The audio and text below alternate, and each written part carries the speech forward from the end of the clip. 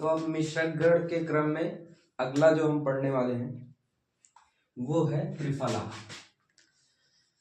त्रिफला तो नाम से स्पष्ट है, त्रिफला यानी तीन, कोई ऐसा होगा जिसका तीन फल लिया जाएगा। तो त्रिफला में आपका आ जाएगा पहला, दूसरा और तीसरा, यानी तीन फल होंगे। तो पहला होगा हरितकी, हरितकी, विविधकी, विविधकी और आंवला या फिर आमल की। तो ये जो हरितकी, इसी को हरड़ बोलते हैं, विविधकी को बहेड़ा बोलते हैं, आमल की या आंवला बोलते हैं। ठीक है, तो अब ये इसके गुणकर्म देखते हैं, या फिर ये देख लेते हैं ये लेते कैसे हैं, मतलब कितना कितना लेते हैं।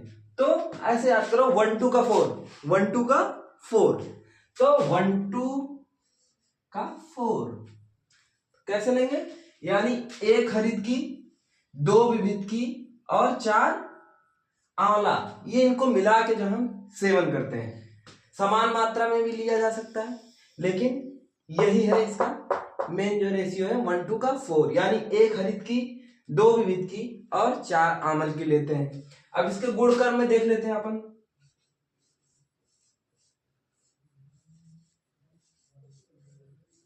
तो त्रिफला जो होता है ना, ये होता है श्रेष्ठ रसायन, श्रेष्ठ रसायन, श्रेष्ठ रसायन। ठीक है, और ये चक्षुष होता है, यानी आंखों के लिए बहुत फायदेमंद होता है, चक्षुष। ठीक है, चक्षुष होता है। और फिर जो है पाचन में भी काम आएगा, दीपन पाचन, दीपन और पाचन। ठीक है, और रक्त विकार में भी काम आता है, रक्त विकार में, और इटीसी। तो त्रिफला कंप्लीट हो गया, 3 फल होंगे, कोई 3 फल, कौन से, हरितकी, विविधकी, आमल की। रेशियो क्या होगा 1 2 का 4, एक हरितकी, 2 विविधकी और 4 आमल की।